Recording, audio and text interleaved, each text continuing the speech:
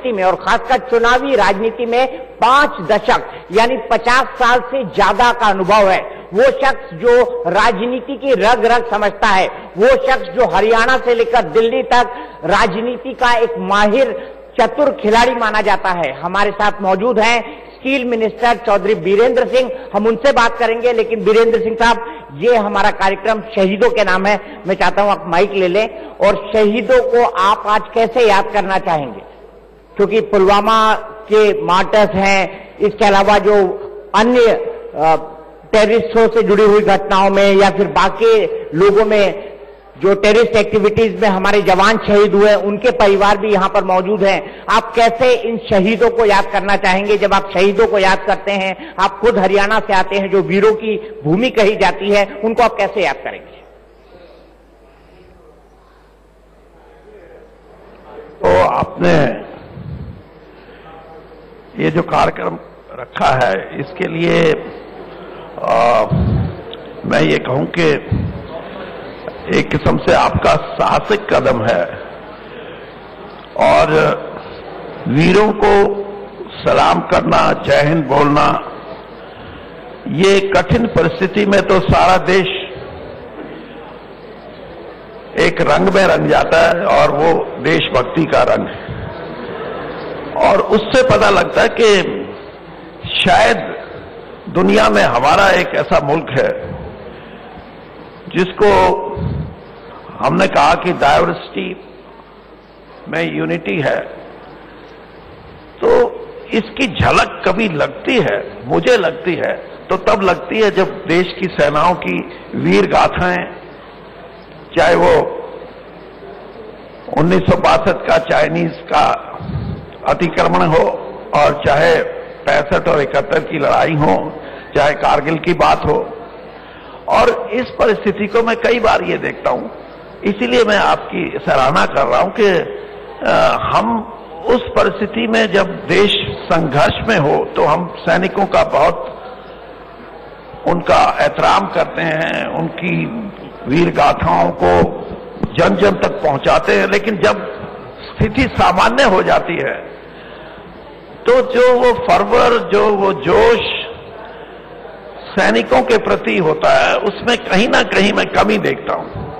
इसलिए आज हम ये प्रयास कर रहे हैं और ये होना भी चाहिए, मेरी अपनी सोच है ये कि कोई ऐसी परिस्थिति हम पैदा करें कि इस किस्म का माहौल, ये सिर्फ इसलिए नहीं कि हमारी सेनाओं ने देश की रक्षा के लिए बहुत बड़े बड़े बलिदान किए, बल्कि देश को, एक समूचे राष्ट्र को एक राष्ट्रवादी बनाना, ये भी एक बहुत बड़ी बात है। और ये जो प्रयास है आपका, इससे मुझे लगता है कि इसकी कंटिन्यूएशन किसी ना किसी तरीके से, कभी किसी चैनल से, कभी न्यूज़पेपर के माध्यम से, अगर हम इस चीज को जिंदा रखेंगे तो देश मजबूत रहेगा। और देश की मजबूती इसी बात में है कि जब हम अर्थव्यवस्था की बात करते हैं कि हम दुनिया की बड़ी अर्थशक्ति बनना जा रहे हैं, तो वो मजबूती तब होगी जब दुनिया को ये लगे कि भारतीय सेनाएं भी उतनी ही शक्तिशाली हैं जितनी देश की अर्थव्यवस्था शक्तिशाली है। तो इसलिए आज आपने जो नमन शब्द का इस्तेमाल किया है, इससे बड़ा मौका हो नहीं सकता कि जिन लोगों ने कुर्बानियां दी हैं। और देखिए 18 साल में आपको एक यानी आदमी कितना गौरवान्वित होता है। आपने हरियाणा की बात कही, हरियाणा में इस देश की सेनाओं में 13 लाख से ज्यादा सेनाएं हैं इस देश की। हर 10वां आदमी हरियाणा प्रांत से है। और जब शहीदी की बात आती है तो हर 5वां आदमी हरियाणा से है। और परंपरागत हम ये सोचते हैं कि किसी का एक बेटा है वो भी फौज में है, 2 है वो भी है। और अब तो आप इस बात के लिए भी हरियाणा की तारीफ करेंगे कि हमारी बेटियां भी बहुत बड़े नंबर में, चाहे हमारी एयरफोर्स है, चाहे पैदल सेनाएं हैं, नेवी है, तो हमें इस बात का गर्व है। और मैं ये चाहूंगा कि आपका जो ये जो आपने कार्यक्रम रखा है वीरों के लिए, इसका संज्ञान राष्ट्र लेगा, तो जो मेरी सोच है, जो मेरी कल्पना है कि एक स्थायित्व हम दें परिवारों को। अभी जैसे अभी कहा कि उनको हम कोई अगर काम करेंगे तो उसमें सहायता करेंगे। मैं ये समझता हूं कि हमारी व्यवस्था ऐसी होनी चाहिए कि उनके सम्मान में कभी कमी आती है तो बहुत दुख मानते हैं वो, और इस दुख को वो जब उसका कहीं ना कहीं जिक्र करते हैं तो हमें भी कई बार शर्म आती है कि हम भूलने में भी उतने ही चुस्त हैं जितने हम याद करने में चुस्त हैं। लेकिन हमारी आईटीवी नेटवर्क की तरफ से कोशिश होती है कि कोई ना भूले, हम उन्हें कभी ना भूलें, और इसीलिए हरियाणा की पुलिस का शौर्य सम्मान हो या पैरामिलिट्री फोर्सेस के लोग जो शहीद हो जाते हैं उनके परिवारों की याद करना हो, उसके लिए हमने कार्यक्रम किया। और इस तरह के कार्यक्रम मैं आईटीवी के फाउंडर कार्तिकेय शर्मा जी की तरफ से आपको एश्योर करना चाहूंगा कि हम भूलने नहीं देंगे, न भूलने हमारी मंशा है और न ही हम देश को भूलने देंगे। ऐसे कार्यक्रम हम देश के जवानों के लिए लगातार करते रहेंगे। आगे चलते हुए सर, आपने कहा कि राष्ट्रवादी सोच, इन चुनाव में एनडीए ने राष्ट्रवाद और राष्ट्रीय सुरक्षा ये एक बड़ा चुनावी मुद्दा बनाया है। क्या जनता इस मुद्दे को समझ पा रही है? क्या जनता इस मुद्दे की तरफ जागरूक है, खासतौर पर बालाकोट की एयर स्ट्राइक देखने के बाद और उस पर जिस तरह के सवाल उठाए गए वो देखने के बाद? देखिए, वैसे तो राजनीति में हमारी ये सोच नहीं होनी चाहिए कि हम देशभक्ति और वीरों की कुर्बानियों को किसी तरीके से राजनीति का रंग दें। लेकिन एक बात जो मैं शुरू में कही, मैं उसको फिर दोहराता हूं। मैं ये मान के चलता हूं कि ये देश, कितने इसमें मजहब हैं, कितनी जातियां हैं, कितनी भाषाएं हैं, और अपने तरीके का 700 करोड़ की दुनिया में 130 करोड़ की आबादी का यह देश है जिसमें दुनिया का हर मजहब, हर जाति आपको मिलेगी। लेकिन राष्ट्रभक्ति, देश प्रेम, ये इसकी अगर पुरानी संस्कृति, पुरानी सभ्यताओं में, चाहे वेस्टर्न वर्ल्ड हो और चाहे दुनिया के दूसरे मुल्क हों, उनमें जब भी एथनिक जो उनकी सोच थी उसके प्रति जब भी वो आश्वस्त हुए तो उस देश में मजबूती आई। लेकिन यहां तो एथनिक तौर पे भी कई तरह के धर्म हैं, कई तरह की हमारी जातियां हैं। देश प्रेम से एक चीज है जो मैं समझता हूं कि जो खत्म भी हो सकती है, देश प्रेम से मजहब की जो दीवारें हैं वो गिर सकती हैं।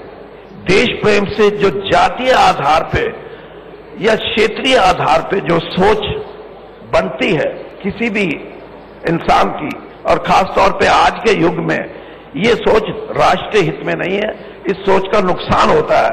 तो इसलिए मैंने कहा कि ये जीवित रहे तो ये जातीय आधार, जातियों के गठबंधन, ये एक दूसरे के प्रति ईर्ष्या, धर्म के आधार पे, मजहब के आधार पे, सांप्रदायिकता का दौर, ये सब खत्म हो सकता है।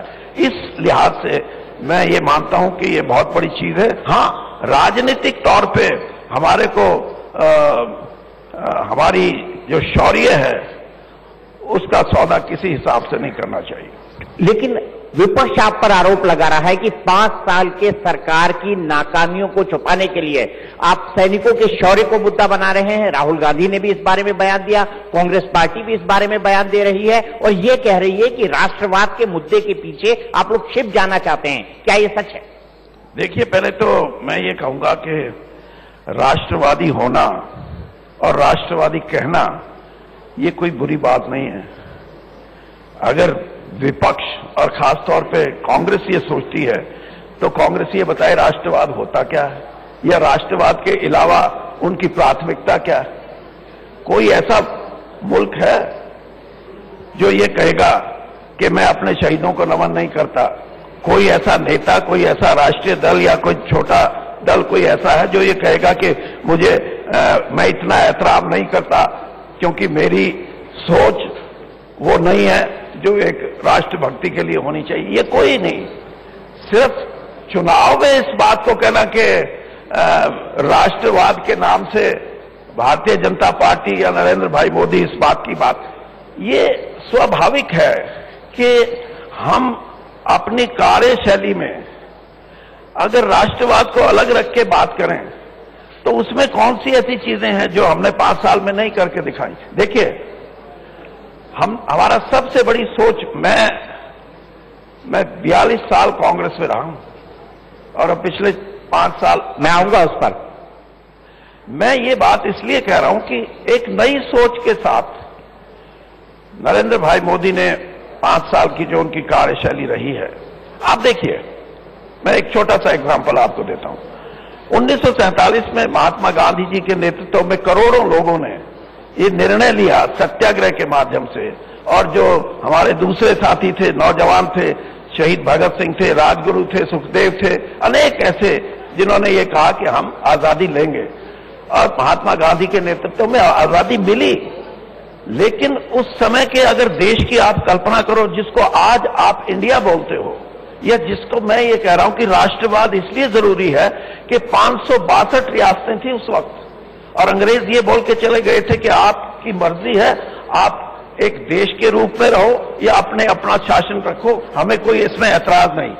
सरदार वल्लभ भाई पटेल का प्रयास था ये, और उन्होंने उनकी इच्छा शक्ति को सामने रख के ये साबित कर दिया कि 1 साल के अंदर अंदर सारे देश का राजनीतिक में दुनिया के नक्शे पे हमारा देश इंडिया के नाम से, भारत के नाम से उभरा। लेकिन 70 साल में किसी भी सरकार ने ये नहीं सोचा कि राजनीतिक रूप से तो देश है, लेकिन आर्थिक रूप से इसको एक माला में पिरोने का काम भी सोचा जाए। और आपको याद होगा कि हमने ये प्रयास किया, प्रधानमंत्री जी ने ये कहा कि हम ये चाहते हैं कि हर आदमी का, हर परिवार का कम से कम बैंक में अकाउंट हो, बैंक में उसका खाता हो। उससे ये नहीं है, उससे ये है कि आर्थिक तौर पे भी हमारा एकीकरण जरूरी है। और मैं आपको बताऊं, 3 करोड़ 40 लाख बैंक अकाउंट थे, इसका मतलब 125 करोड़ के देश में अगर एक परिवार को 5 आदमियों का परिवार माना जाए तो 17 करोड़ आदमी बैंकिंग सिस्टम से या इस देश की अर्थव्यवस्था से जुड़े हुए थे। 108 करोड़ लोग, कोई मतलब नहीं था उनका इस देश की अर्थव्यवस्था से। हमने 2 साल के अंदर अंदर, हमारा ये प्रयास था कि हम हर परिवार को, देश में ये माना जा रहा था कि 25 करोड़ परिवार, हर परिवार को हम बैंकिंग सिस्टम से जोड़ें। आप हैरान हो गए, आज 34 करोड़ से ज्यादा बैंक अकाउंट्स हैं, इसका मतलब परिवार में भी 2-2, 3-3 अकाउंट हैं। तो ये जो चीजें हैं, ये आप राष्ट्रवाद की बात, जैसे आपने कहा, हमने तो साफ किया। जब पुलवामा में हमला हुआ, मैं तो कैबिनेट मिनिस्टर हूं, प्रधानमंत्री ने यह फैसला लिया कि हम कोई भी निर्देश, आदेश नहीं देंगे, हम अपनी सेनाओं पे छोड़ते हैं। पहली बार ऐसा हुआ है कि सेनाओं को पूर्ण अधिकार दिया गया। और मैं तो आज कांग्रेस का मैनिफेस्टो राहुल जी ने रिलीज किया है बड़े उसमें, कि वहां जो सेनाओं को स्पेशल पावर्स हैं, इन्होंने कहा कि हम अगर सत्ता में आए तो उसको डाइल्यूट कर देंगे।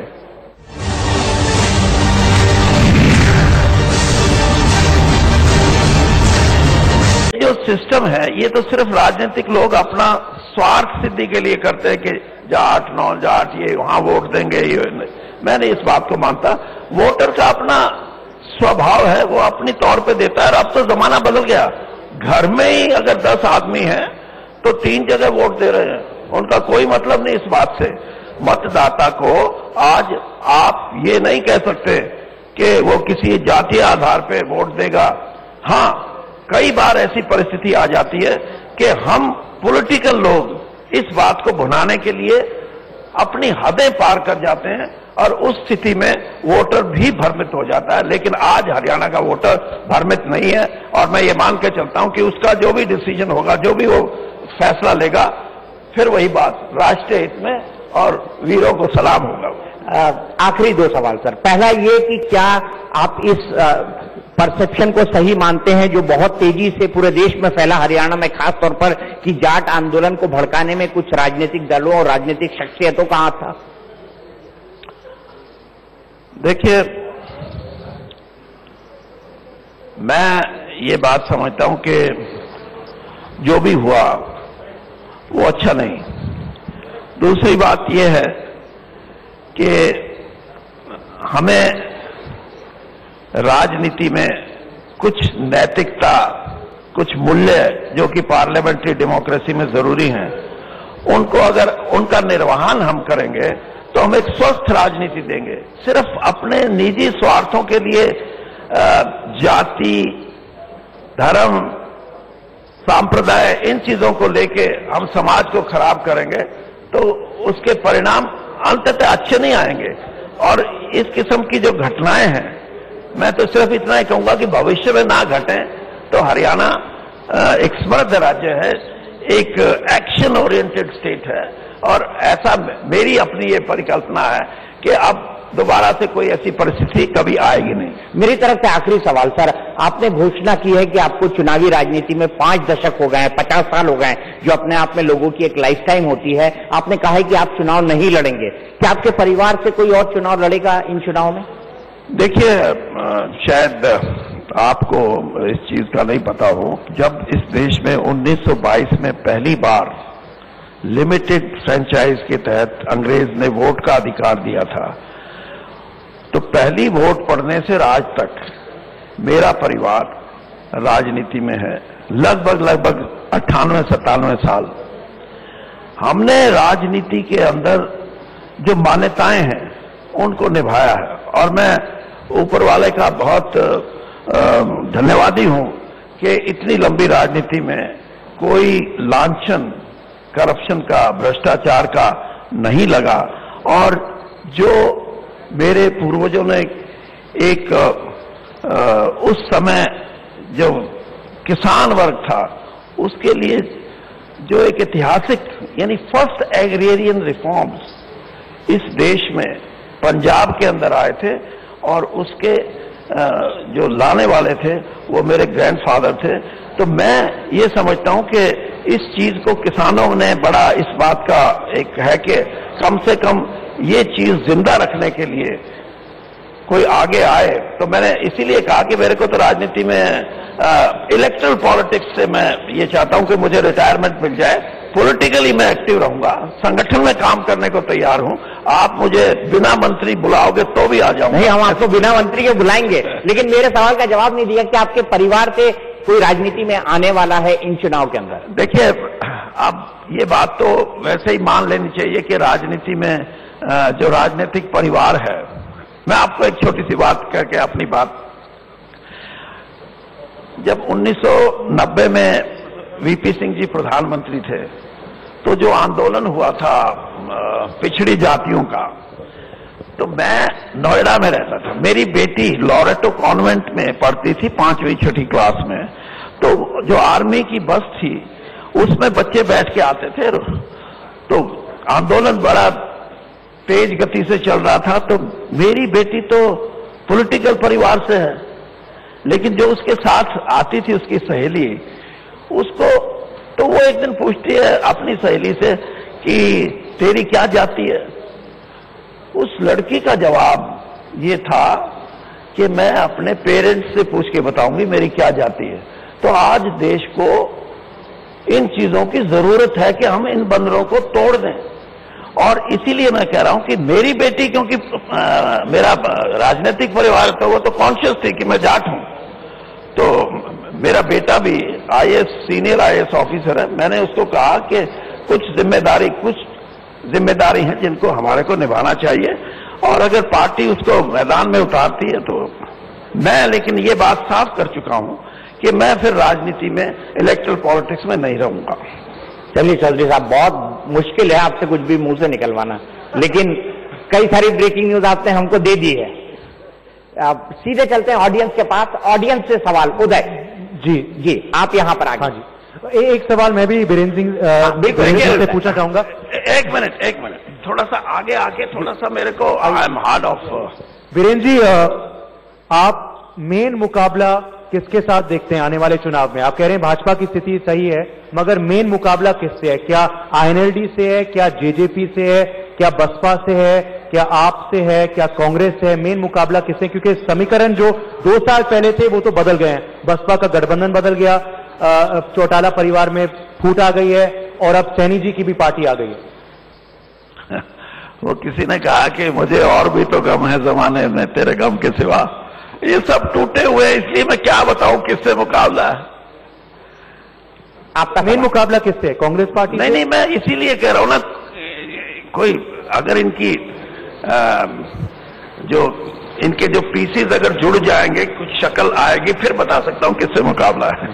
सवाल बहुत देर से मैं आपको सुन रही थी और आप ही के सारे बातों में से चंद क्वेश्चन मेरे पास हैं, क्योंकि आप कांग्रेस के साथ भी रहे हैं और एनडीए के पार्ट रहे हैं।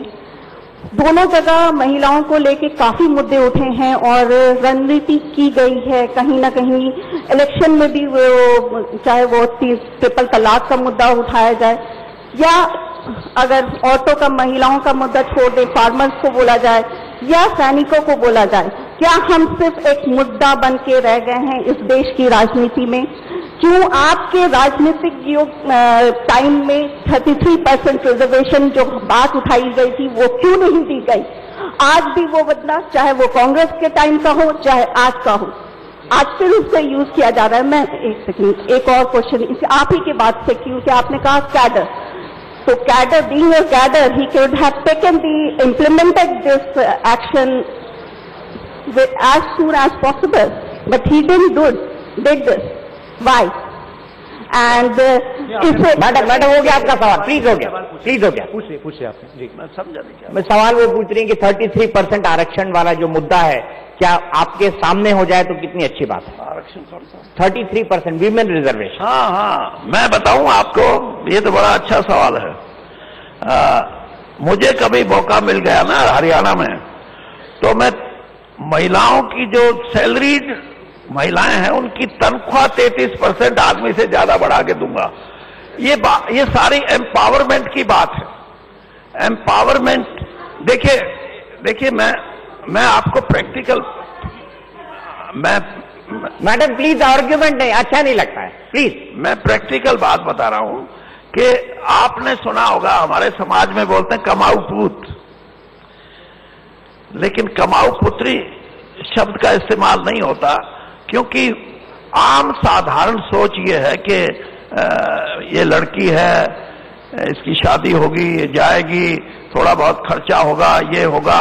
लेकिन जैसे मैंने कहा कि empowerment, political empowerment of course बहुत इंपॉर्टेंट है, लेकिन पॉलिटिकल एम्पावरमेंट से ज्यादा अगर इकोनॉमिक, फाइनेंशियल एम्पावरमेंट महिलाओं की होगी तो समाज का दृष्टिकोण बदलेगा। वही सास जो ये बोलती है कि घर पे पड़ी रहती है, कोई काम नहीं करती, जब उसको पता लगेगा तेरे बेटे से 33% ज्यादा तनख्वाह लेके आती है, तो बाहर 7 तारीख को इंतजार करेगी कि मेरी बहू आई है, बहुत अच्छी है, मैं तेरे लिए चाय बनाती हूं।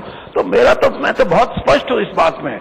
मैं प्राथमिकता इस बात को देता हूं कि इस देश के अंदर अगर सही एम्पावरमेंट की बात है तो वो तब है जब हम आर्थिक तौर पे अपनी जो वुमेन फोक है उसको पूरे तौर पे, आर्थिक तौर पे मजबूत कर सकें।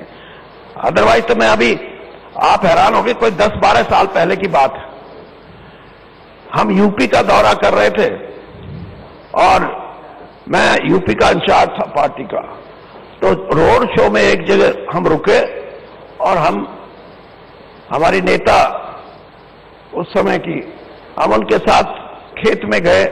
वहां एक महिला जो गन्ने की फसल है उसकी काट रही थी, उसको मिल में ले जाने के लिए। मैंने उससे सवाल पूछा, मैंने कहा आपको कितना पगार मिलेगी? आप हैरान हो गए। उसका जवाब था 20 रुपए। यानी इस किस्म की व्यवस्था में आज जो भी कदम वुमेन एम्पावरमेंट में है, उसमें सबसे बड़ा यह है कि हम उनको फाइनेंशियली कितना मजबूत कर सकते हैं, और ये होगा, समय है ये, इसको कोई रोक नहीं सकता। एक सप्लीमेंट्री मेरा है सर, आपने अपनी बात कहना शुरू करी कि अगर मुझे मौका मिल जाए हरियाणा में तो आप 33% जो है सैलरी बढ़ा देंगे, तो क्या आपको लगता है आपको अभी तक मौका नहीं मिला? देखिए, ये भी घिसा पिटा है। वैसे तो मेरा सवाल तो आपका नया है। राजनीति में जवाब भी नया होना चाहिए। राजनीति में इच्छाओं को अगर आप छोड़ दोगे ना, तो फिर घर बैठ जाओ। मैं इस बात में कोई वो नहीं करता कि राजनीति में जब तक है इच्छा जरूर रहनी चाहिए, और किसी को अच्छा लगे बुरा लगे, मेरी आज भी ये इच्छा है, और पूर्ति हो ना हो ये तो वक्त है, उसके लिए तो हम कुछ नहीं बोल सकते। लेकिन मुझे अभी तक याद है चौधरी चरण सिंह देश के प्रधानमंत्री बने तो आप जैसे किसी बड़े पत्रकार ने उनसे पूछा कि क्या आपकी कभी इच्छा थी प्रधानमंत्री बनने की, तो उनका सीधा जवाब था कि हम कोई राजनीति में घास खोदने नहीं आए थे। मैं आपसे जानना चाहता हूं, क्या आपके मन में कसक रह गई कि, सीधा सवाल, क्या आपके मन में कसक रह गई कि आप हरियाणा के मुख्यमंत्री नहीं बन पाए?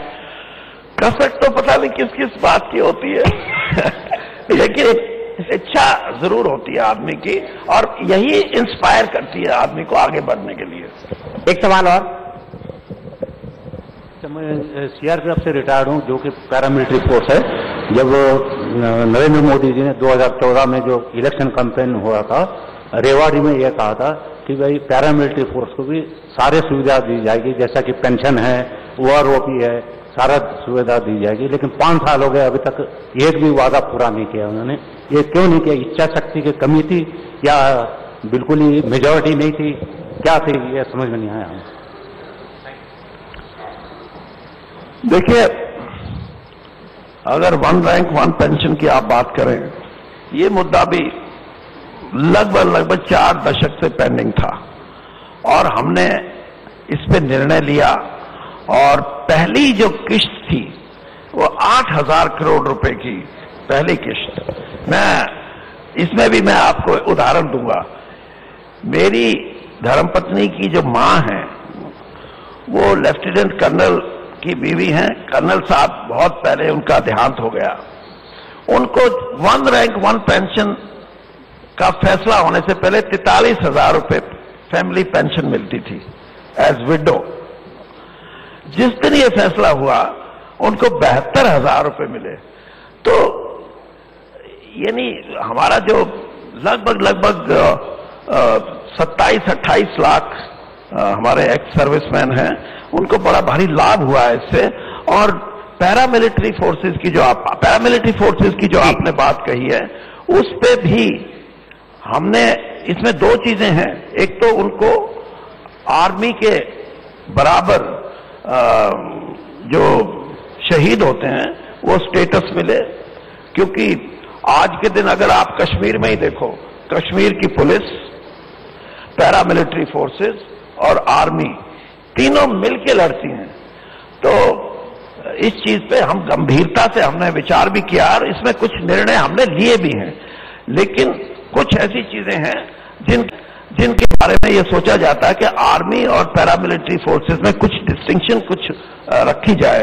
लेकिन ये बात बिल्कुल सही है, उनकी भी सेवाएं उतनी महत्वपूर्ण है जितनी हमारी आर्म फोर्सेस की। आपका सर नमस्कार, मेरा क्वेश्चन है सर आपसे कि आपका खुद का कहना है 42 साल आपने कांग्रेस को दिया, कांग्रेस ने उस टाइम कितना काम किया आपको बहुत अच्छे से पता है, और कितना काम आपने देखा, कितना डेवलपमेंट हुई, ये हम सबसे छुपा नहीं है। अभी मोदी सरकार के आने के बाद एक भी कॉलेज, एक भी स्कूल या एक भी कोई और हॉस्पिटल अगर बना हो तो आप प्लीज उसका पता बताएं हमें। आप जैसे एक्सपीरियंस, जो 42 साल के एक्सपीरियंस के बाद उनके पास जुड़े हैं उस सरकार के साथ, उसके बाद क्या है कुछ आपको पता इसके बारे में कि जो हमारी वो ये जानना चाहती है कि क्या काम हुए मोदी सरकार के टाइम पे? उनका मानना है, व्यक्तिगत मानना है, शायद मैं जितना समझ पाया हूं कि कांग्रेस के उसमें ज्यादा काम हुए थे। आप खुद 42 साल कांग्रेस में रहे। देखिए, एक बात मैं पहले भी बोल चुका हूं, और this is one has to realise कि हमारे देश को, मैं आपको एक नीति आयोग पिछले 2 साल से लेक्चर अरेंज करते हैं वो, जिसमें सब कैबिनेट के मिनिस्टर और दूसरे सरकारी बड़े ब्यूरोक्रेट्स और बाहर से जो कोई इकोनॉमिस्ट है और है उनको बुलाते हैं। मुझे अभी तक सिंगापुर के डिप्टी प्राइम मिनिस्टर का भाषण जो उन्होंने 45 मिनट्स का है, उस भाषण में उन्होंने एक बात कही थी, और उसी बात को मैं आपके जवाब में जोड़ता हूं कि उन्होंने कहा था कि आज का हिंदुस्तान, आज का India incremental development can not afford India, because if you want to come up as a economic force then there must be transformation. तो आप इस बात को समझे कि 42 साल में ये तो नहीं है कि काम हुए नहीं, काम हुए हैं, लेकिन आज का देश हमारा, और ये प्रधानमंत्री ने इस बात को ही फोकस करके रखा कि अगर इस देश को दुनिया की ताकत बनना है, आर्थिक ताकत, तो उसको इंक्रीमेंटल डेवलपमेंट से काम नहीं चलेगा। You will have to have a quantum jump, आपको बड़ी छलांग लगानी पड़ेगी, तब हम दुनिया की एक बड़ी ताकत बन सकते हैं। और यही फर्क है, कांग्रेस ने इस बात का, मैं ये कहूंगा कि इस दिशा में सोचने का प्रयास नहीं हुआ। पहली बार ऐसा है कि एक बहुत बड़ा इनिशिएटिव हमारे नरेंद्र भाई मोदी ने लिया। बहुत बहुत शुक्रिया मंत्री। सर, आपने बोला कि मैडम प्लीज क्वेश्चन होगा। चलिए जल्दी से। सर, आपने बोला कि लेडीज का विमेन एम्पावरमेंट या लेडीज का स्टेटस बढ़ाने के लिए उनका फाइनेंशियल स्टेटस बढ़ा दिया जाए, बट मुझे लगता है कि उससे भी पहले मेंटेलिटी चेंज होनी चाहिए, क्योंकि बहुत ही एजुकेटेड फैमिलीज भी ये कहती हैं कि आप घर पे बैठो and take care of your children. So mentality के लिए क्या आपके सुझाव है, मेंटेलिटी चेंज करनी? महिलाओं के प्रति मेंटेलिटी चेंज होनी चाहिए। उनका कहना है कि इकोनॉमिक अपलिफ्टमेंट होना चाहिए। मेंटेलिटी चेंज हो रही है, तभी तो मैंने बताया। और दूसरी बात यह है कि ये जो चीजें हैं, इसमें सामाजिक दृष्टिकोण, और वो भी सदियों से, उसमें परिवर्तन की जो रफ्तार है उसको भी तेज करने की जरूरत है। आज मैं ये मान के चलता हूं कि जो कंट्रीब्यूशन महिलाओं के माध्यम से, मैं कई बार यूनिवर्सिटी में, कॉलेज में एनुअल फंक्शन पे जाता हूं प्राइज डिस्ट्रीब्यूशन के, यानी मैं खुद हैरान होता हूं, 10 बच्चों को अगर कोई प्राइज मिलते हैं, अवार्ड मिलते हैं, उसमें 8 लड़कियां होती हैं। तो ये चेंज तो है। इस चेंज को और लोगों में एक्सेप्ट करना भी शुरू किया। मैं अपनी समाज की बात बताता हूं। हमारे यहां जब बहू आएगी तो इतना बड़ा घूंघट निकाल के आएगी, लेकिन जब उसके माँ बाप को या उसके सास ससुर को पता लगेगा कि हमारी बेटी पुलिस में भर्ती हो सकती है क्योंकि ये फिजिकली फिट है, तो माँ बाप उसको ये कहेंगे कि हाँ जाओ, कोशिश करो। ये बदलाव है। पहले नहीं थी ये सामाजिक बातें, अब बदलाव है। हमारे हरियाणा की लड़कियां पहली बार दुनिया में उन्होंने ये स्थापित कर दिया कि कुश्ती के मैदान में आज उनका हाथ पकड़ने वाला कोई नहीं, देश में तो है नहीं, लेकिन दुनिया में भी उन्होंने अपना नाम कमाया। तो इसलिए ये समाज है, और जितना एक्सपोजर समाज को मिलेगा, और वो एक्सपोजर आपके मीडिया से मिलेगा, जो जो एक्सपोजर होएगा, महिलाओं की वो जो शक्ति जिसकी जरूरत है, जिसकी आप बात कर रहे हैं, वो प्राप्त होएगी, उसको कोई रोक नहीं सकता। नहीं, ये बहुत इंटरेस्टिंग बात भी अभी वीरेंद्र सिंह जी ने कही अभी कुश्ती के बारे में भी। हम आपको बताना चाहेंगे कि हमारा ITV network pro wrestling league आयोजित करता है हर साल, और उसमें भी महिलाएं रेसलर जो हैं वो भी सक्षम रूप से भाग लेती हैं, और काफी बार जो है पुरुषों को भी अपना दे आउटशाइन द मेल रेसलर्स। और मैं आपको बताऊं, मैंने बताया कार्स को ये काम करो। Thank you so much sir, thank you so much, thank you Deepak ji, thank you.